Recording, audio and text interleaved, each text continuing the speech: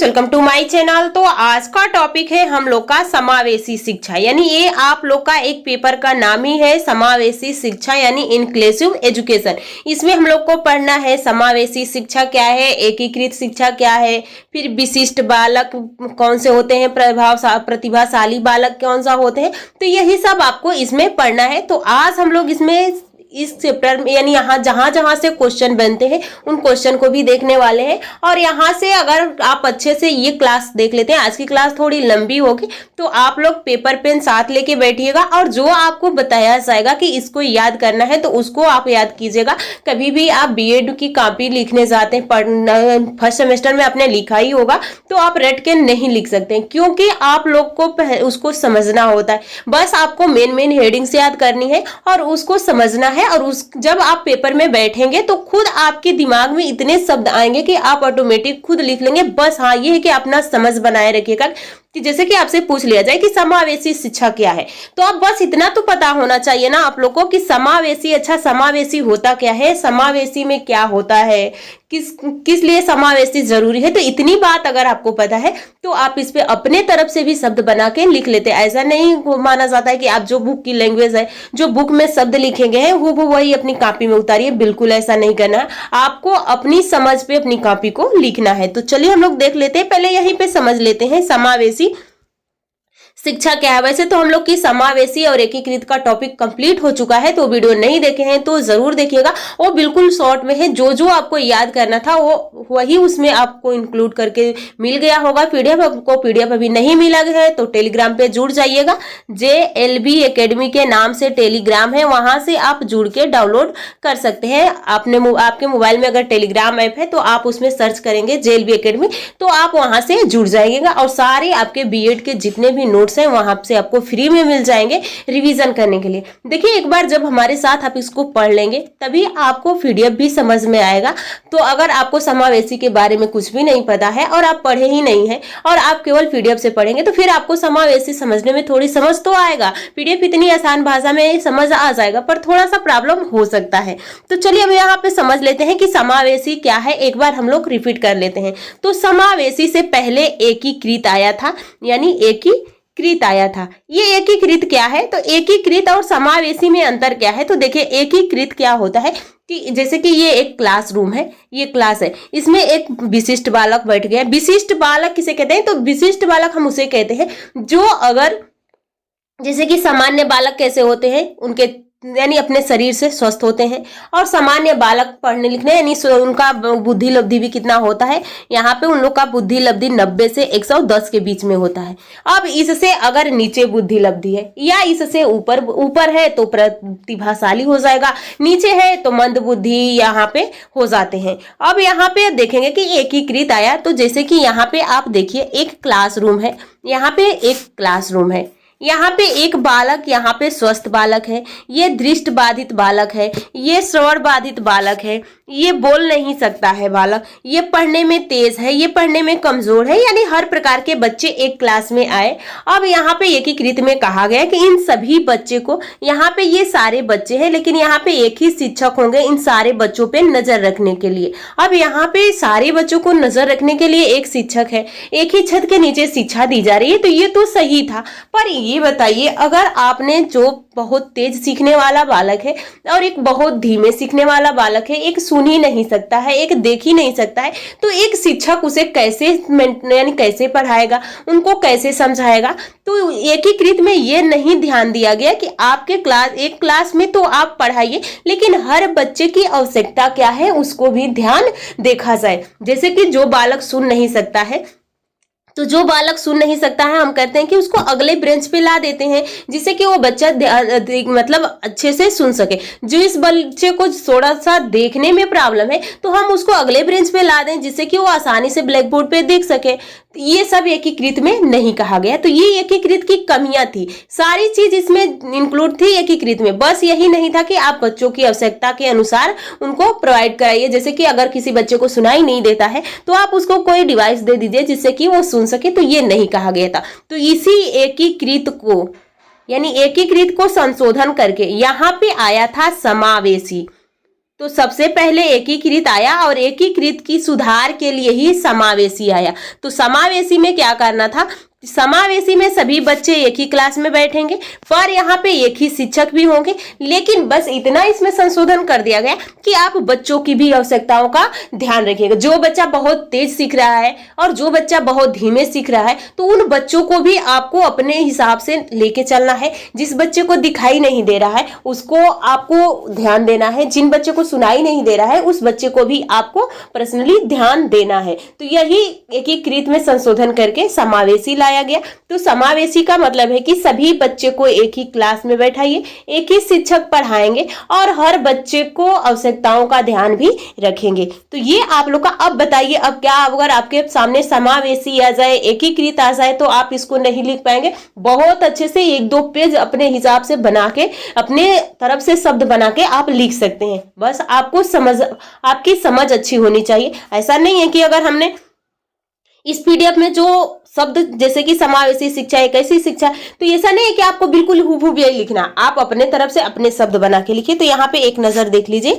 समावेशी शिक्षा एक ऐसी शिक्षा होती है जिसमें सामान्य बालक बालिकाएं और मानसिक तथा शारीरिक रूप से बाधित बालक एवं बालिकाओं सभी एक साथ बैठकर एक ही विद्यालय में शिक्षा ग्रहण करते हैं। समावेशी शिक्षा सभी नागरिकों समानताओं के अधिकार की बात करती है, इसलिए इसके सभी शैक्षिक कार्यक्रम इस प्रकार के तय किए जाते हैं कि संस्थानों में विशिष्ट बालक के अनुरूप प्रतिभाशाली वातावरण तैयार किया जाता है और यह नियम में कुछ छूट भी दी जाती है। यहाँ से बस आप इतना अगर सर्च करते हैं तो आप टेलीग्राम से जुड़ जाइएगा, तो टेलीग्राम पे ये पीडीएफ आपको मिल जाएगा।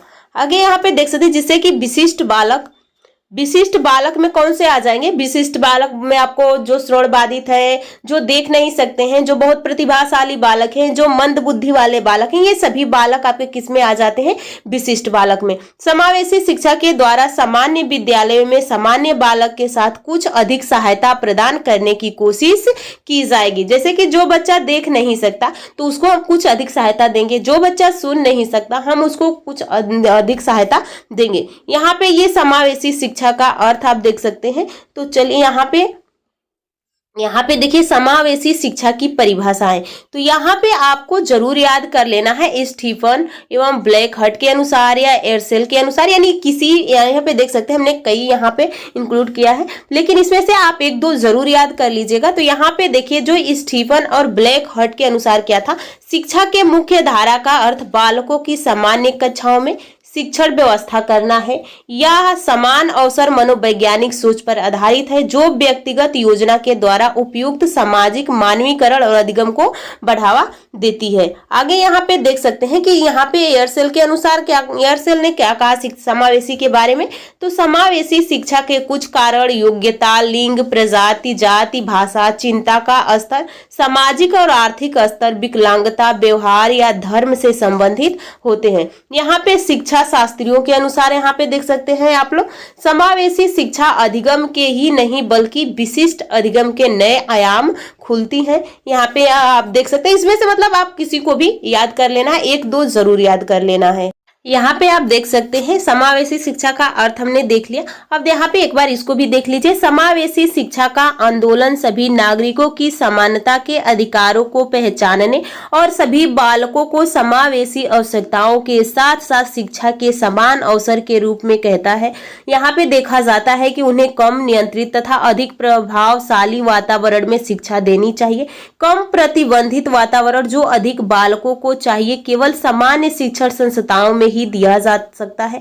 इस प्रकार समावेशी शिक्षा अपंग बालकों की शिक्षा, सामान्य स्कूल तथा सामान्य बालकों के साथ कुछ अधिक सहायता प्रदान करने की ओर इंगित करती है। यह शारीरिक और मानसिक रूप से बाधित बालकों को सामान्य बालकों के साथ सामान्य कक्षा में शिक्षा प्राप्त करना, विशिष्ट सेवाएं देकर विशिष्ट आवश्यकताओं के प्राप्त करने के लिए सहायता करती है। तो वही है कि सभी बालकों को जितने भी प्रकार जैसे विशिष्ट बालक हैं उनको सामान्य बालक के साथ ही पढ़ाना। अगर आप बताइए एक क्लास, ये क्लासरूम है आपका, यहाँ पे देखिए, यहाँ पे आप देखिए एक ये क्लासरूम है। अगर हम इसमें केवल सामान्य बालक बैठा देते हैं, यहाँ पे सब सामान्य बालक बैठे हैं और यहाँ पे हमने क्या किया, यहाँ पे हर प्रकार के, जैसे देख नहीं सकता, सुन नहीं सकता, बोल नहीं सकता, तो इस प्रकार के बच्चे यहाँ पे बैठे हुए हैं। अब ये बच्चे जब इन सामान्य बालक को देखेंगे तो इनके अंदर इनका मनोभाव गिर जाएगा, ये मनोबल इन लोग का गिरने लगेगा, ये दुखी होंगे देखकर कि अगर हम भी वैसे होते तो हम लोग भी उनके साथ बैठ के पढ़ते। तो इसीलिए ये संशोधन किया गया कि इन बच्चों को ऐसा न लगे कि हम किसी से कम हैं, ये भी बच्चे इन्हीं बच्चों के साथ पढ़ेंगे। बस इतना ही किया जाएगा कि जिन बच्चों को भी हम क्या करेंगे, थोड़ा सा अधिक सहायता प्रदान कर देंगे। जैसे जो बालक सुन नहीं सकता उसको हम कोई डिवाइस दे देंगे, देख नहीं सकता उसके लिए भी हम कोई उपाय करते, कोई डिवाइस लाते, जो बालक बोल नहीं सकता हम उसको भी समझाने की कोशिश करेंगे। तो इन बच्चों के अंदर हीन भावना उत्पन्न न हो, तो वही कहा गया है कि सामान्य बालकों के साथ ही इन बालकों को भी बैठा के हम पढ़ाएं। अगला यहाँ पे देख सकते हैं कि समावेशी शिक्षा का उद्देश्य क्या था। तो समावेशी शिक्षा के प्रमुख उद्देश्य को निम्नलिखित पंक्तियों में स्पष्ट किया गया है। समाज में असमर्थ बच्चों में फैली भ्रांतियों को दूर करना, यानी जो बालक, जैसे कि एक बालक है, एक बालक बहुत प्रतिभाशाली है और एक बालक यहाँ पे ये प्रतिभाशाली है और ये बालक बहुत कमजोर है पढ़ने में। अब ये प्रतिभाशाली बालक को हम अच्छे से ज्ञान दे रहे हैं, एक अच्छे कमरे में बैठा के एक शिक्षक पढ़ा रहा है, वहीं पे इस बालक पे कोई ध्यान नहीं दे रहा है, तो ये तो बालक खुद एक तो कमजोर है पढ़ने में। अब इसका मनोभाव, इसकी जितनी भी जो इसकी मनोभाव होगा नीचे गिरता जाएगा, इसका मोटिवेशन डाउन होता जाएगा और फिर ये अपने पढ़ाई से अपने आप को खुद इतना दूर कर लेगा कि पढ़ाई की तरफ ये देखेगा भी नहीं। तो जब ये पढ़ाई की तरफ नहीं देखेगा तो और इसके साथ प्रॉब्लम, अब इसको पढ़ने में रुचि उत्पन्न नहीं होगी, क्योंकि ये बालक बहुत तेज है, इस पे सारे शिक्षक ध्यान देंगे पर इस बालक पे कोई ध्यान नहीं देगा।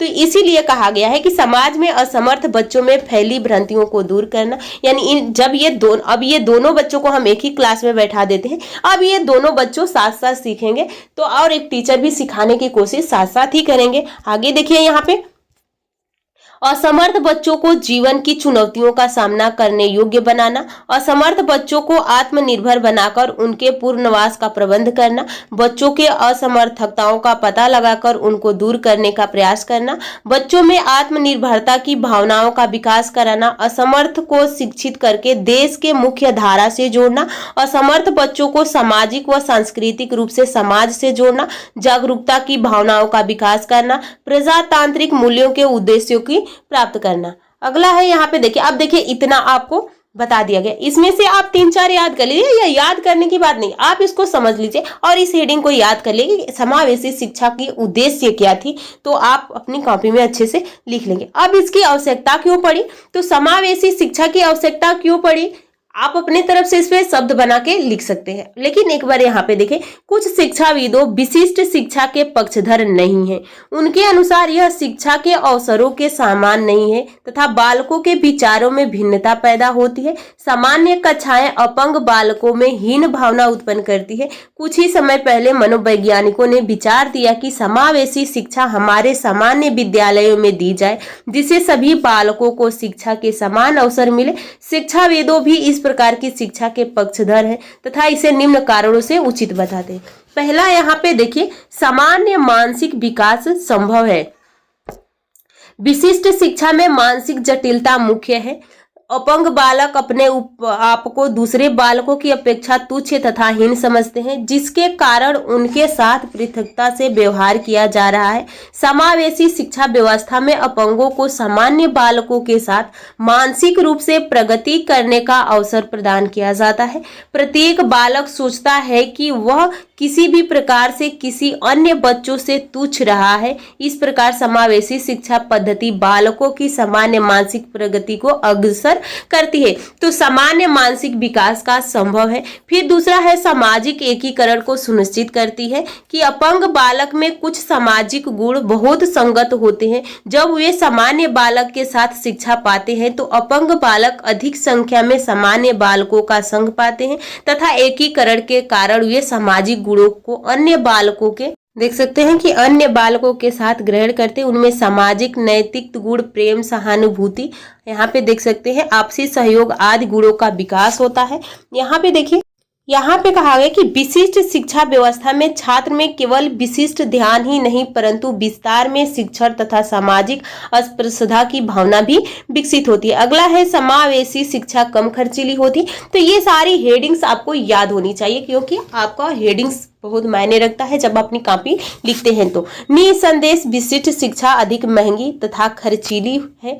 इसके अलावा विशिष्ट अध्यापक एवं शिक्षाविदों के लिए प्रशिक्षण कार्यक्रम भी अधिक समय लेते हैं। दूसरे दृष्टिकोण से समावेशी शिक्षा कम खर्चीली तथा लाभदायक है। विशिष्ट शिक्षा संस्था को बनाने तथा शिक्षण कार्य प्रारंभ करने के लिए अन्य कई स्रोत से भी सहायता लेनी पड़ती है, जिसे प्रशिक्षित अध्यापक, विशेषज्ञ चिकित्सक आदि अपंग बालकों की सामान्य कक्षा में शिक्षा पर कम खर्च आते हैं। अब यहाँ पे एक सामान्य स्कूल है और या विशिष्ट स्कूल। अब इस सामान्य स्कूल में हम सारी चीज व्यवस्था है, बस थोड़ी सी उनको सहायता देने के लिए और व्यवस्था करना है। लेकिन जब हम एक विशिष्ट स्कूल का निर्माण करने जा रहे हैं तो अब इसमें हमें जो यहाँ पे तो है उसको तो बनाना ही है, फिर यहाँ पे और जो अलग से उन लोग को देना है वो भी बनाना पड़ेगा, तो ये ज्यादा खर्चीली हो जाएगी। लेकिन ये सब बना हुआ है, बस थोड़ा सा उनको और सहायता देने के लिए, जैसे कि कोई डिवाइस लगानी है, कुछ और थोड़ी सी अच्छी व्यवस्था करनी है तो हम इसी में कर देते हैं। तो अब ये समावेशी थोड़ी सी कम खर्चीली हो गई, लेकिन जिस चीज को हम फिर से बनाने जा रहे हैं तो वो ज्यादा खर्चीली हो जाएगी। तो वही कहा गया है यहाँ पे। अगला देखिए, अगला है समावेशी शिक्षा के माध्यम से एकीकरण संभव है। तो यहाँ पे आप देख सकते हैं कि यहाँ पे कहा गया कि एक विशिष्ट शिक्षण व्यवस्था की अपेक्षा आप सामाजिक शिक्षण व्यवस्था में सामाजिक विचार विमर्श अधिक किए जाते हैं, अर्थात उच्चारण अधिक है। अपंग तथा सामान्य बालक में सामान्य शिक्षा के अंतर्गत एक प्राकृतिक वातावरण दिया जाता है। इसी वातावरण में अपने सहपाठियों से सीखना, स्वीकार करना तथा स्वयं को दूसरों द्वारा स्वीकार कराया जाना समावेशी शिक्षा द्वारा संभव है। सामान्य वातावरण में छात्र में उपयोगिता की भावना तथा भावनात्मक समायोजन का विकास होता है। अब एक क्लास है, उसमें बहुत सारे बच्चे हैं, हर प्रकार के बच्चे हैं, तो हर बच्चा एक किसी से ना किसी से कुछ ज्ञान ग्रहण करता रहेगा। अगला है यहाँ पे शैक्षिक एकीकरण संभव है। तो यहाँ पे देख सकते हैं कि जो शैक्षिक एकीकरण है यहाँ पे समावेशी में संभव है। तो शैक्षिक योग्यता सामान्यतः समावेशी शिक्षा के वातावरण द्वारा संभव है। शिक्षाविदों को यह भी मालूम होता है कि विशिष्ट विद्यालय में छात्र तथा अपंग छात्र शिक्षा के पूर्णग्राही ग्रहण करने वाले नहीं होते हैं। सामान्य विद्यालयों में बाधित छात्रों को प्रवेश दिलाने के कारण वह ठीक प्रकार से शिक्षण ग्रहण करने में असमर्थ होते हैं। एक प्रकार से कहा जा सकता है कि लचीला वातावरण तथा आधुनिक पाठ्यक्रम के साथ समावेशी शिक्षा शैक्षिक एकीकरण लाती है। आगे देखिए, इसमें समानता, यहाँ पे समानता के सिद्धांत का अनुपालन करना। तो ये जो है आपको जितनी भी हेडिंग्स हैं ये सारी हेडिंग्स आपको याद होनी चाहिए। तो यहाँ पे आप देख सकते हैं, यहाँ पे कहा गया कि भारत में सामान्य शिक्षा व्यापक रूप से विस्तार का संवैधानिक व्यवस्था की गई है और साथ साथ शारीरिक रूप से बाधित बालकों के लिए शिक्षा को व्यापक रूप से देना भी संविधान के अंतर्गत दिया गया है। समावेशी शिक्षा वातावरण के माध्यम से समानता के उद्देश्य की भी प्राप्ति की जानी चाहिए, जिससे कोई भी छात्र अपने आप को दूसरे की अपेक्षा हीन न समझे। तो ये आप लोग के जो कि समावेशी शिक्षा के बारे में था। और समावेशी शिक्षा क्या है, एकीकृत क्या है, इसमें क्या क्या इससे हमें लाभ होते हैं, तो ये सारा आपने समझ लिया। यहाँ पे देखिए, समावेशी शिक्षा आज के युग में कितनी जरूरी है और क्यों है।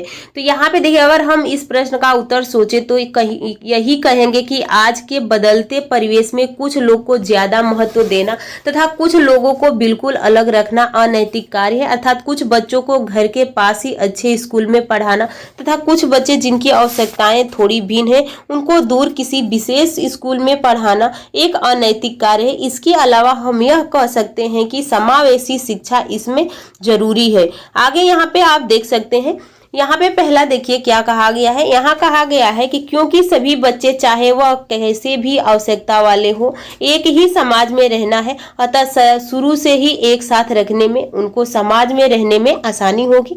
क्योंकि सामान्य विद्यालय में सभी जगह है जबकि विशेष विद्यालय दूर शहरों में होते हैं, अतः एक ऐसे विशेष आवश्यकता वाले बच्चे को विद्यालय जाने के लिए दूर तक सफर करना पड़े तो उस बच्चे के मूल अधिकार का हनन होता है। यहाँ पे देखिए, प्रत्येक एक राष्ट्र अपने यहाँ के सभी लोगों को साक्षर बनाने का प्रयास करता है ताकि राष्ट्र की उन्नति हो सके। यह बात तो सिद्ध है कि जिस राष्ट्र के ज्यादातर लोग शिक्षित हैं वह राष्ट्र ज्यादा उन्नति कर रहा है, तथा जिस राष्ट्र के कम लोग पढ़े लिखे हैं वह राष्ट्र कैसा है, गरीब है। आगे देखिए इसमें यहाँ पे आप देख सकते हैं कि अतः समावेशी शिक्षा होने से सभी प्रकार के बच्चे अपने पास के स्कूल में जाकर पढ़ सकते हैं। जो विशेष आवश्यकता वाले बच्चे पहले विशेष स्कूल दूर होने के कारण शिक्षा से वंचित रह जाते थे, वे अब समावेशी शिक्षा के आने से पास के स्कूल में ही दूसरे बच्चों के साथ अपनी शिक्षा ग्रहण कर सकते हैं। सभी प्रकार के बच्चों की शिक्षा ग्रहण करने पर राष्ट्र के साक्षरता दर बढ़ती है तथा भविष्य में वह राष्ट्र आवश्यक ही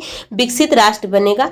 तो ये सारे आप लोग के यहाँ पे आगे देखिए कि समावेशी शिक्षा इसलिए जरूरी है कि जब एक ही स्कूल में विकलांग बच्चे एवं सामान्य बच्चे पढ़ेंगे तो उन्हें बचपन से ही एक दूसरे की कमियों एवं क्षमताएं जानने का मौका मिलेगा तथा सामान्य बच्चों में विकलांग बच्चों के प्रति रूढ़िवादी विचारधारा दूर होगी। वही विकलांग बच्चे सामान्य बच्चों से अच्छे व्यवहारों को सीख सकते हैं। तो जब हम एक सामान्य बालक को और एक विशिष्ट बालक को एक कक्षा में, जैसे कि यहाँ पे आप देख सकते हैं एक बड़ा सा कमरा है, इसमें हमने एक सामान्य बालक बैठाया, एक विशिष्ट बालक बैठाया और ये बचपन से एक साथ रह रहे हैं, तो ये दोनों अपने में क्या होंगे, मिलजुल जाएंगे, इनके अंदर कोई भेदभाव नहीं रहेगा। तो यही कहा गया है। तो ये आप देख सकते हैं, ये पीडीएफ आप लोग को टेलीग्राम पे मिल जाएगा। यहाँ पे JLB एकेडमी के नाम से टेलीग्राम है, आप वहां से जरूर जुड़ के इसको डाउनलोड कीजिएगा और इस पीडीएफ को 1-2 बार जरूर अपने आप से पढ़िएगा और इसको पढ़ के रिवीजन करते रहिए। पेपर टाइम तक आप रिवीजन करते रहिएगा। तो चलिए हम लोग नेक्स्ट क्लास में बहुत जल्द मिलेंगे। आप लोग